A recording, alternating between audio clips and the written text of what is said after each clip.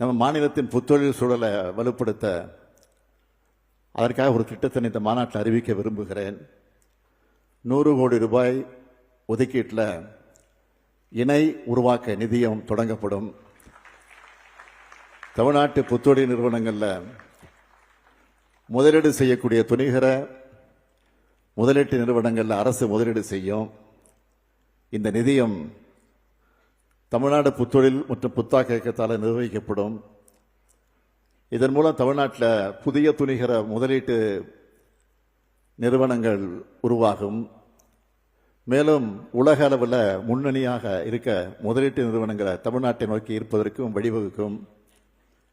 இந்த நிகழ்ச்சிக்கு பிறகு கோவை மக்களுடைய நீண்ட நாள் கோரிக்கையான தமிழ்நாட்டிலேயே அதிக நீளமான 10.10 கிலோமீட்டர் நீளமுள்ள அவிநாசி சாலை உயர்மட்ட மேம்பாலத்தை திறந்து வைக்க இருக்கிறேன்.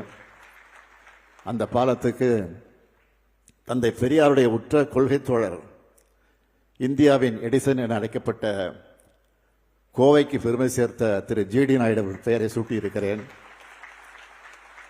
அது மட்டுமல்ல, கடந்த ஆண்டு நவம்பர் மாதம் நான் கோவைக்கு வந்தப்போ பல்வேறு தங்க நகை உற்பத்தியாளர் சங்கங்களை சேர்ந்தவங்களை வச்சு ஒரு கோரிக்கையை என்னிடத்தில் எடுத்து சொன்னாங்க.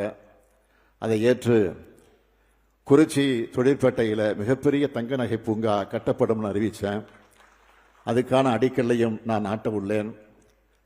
அடுத்த மாதம் கோவையில் மிகப்பெரிய பூங்காவாக 175 கோடி ரூபாய் செலவில் செம்மொழி பூங்கா திறக்க இருக்கிறோம். அடுத்து கோவையில் மிகப்பெரிய நூலகமாக பெரியார் உலகம் விரைவில் திறக்க இருக்கிறோம். அதேபோல கோவையில் மிகப்பெரிய கிரிக்கெட் ஸ்டேடியமும் வர இருக்கு. இப்படி தொழில்நகரமான கோவையின் வளர்ச்சிக்கு துணை நிற்கக்கூடிய நமது திராவிட மாடல் அரசின் பயணம் திராவிட மாடல் 2 ஓவிலும் தொடரும் என்று சொல்லி விடைபெறுகிறேன். நன்றி, வணக்கம்.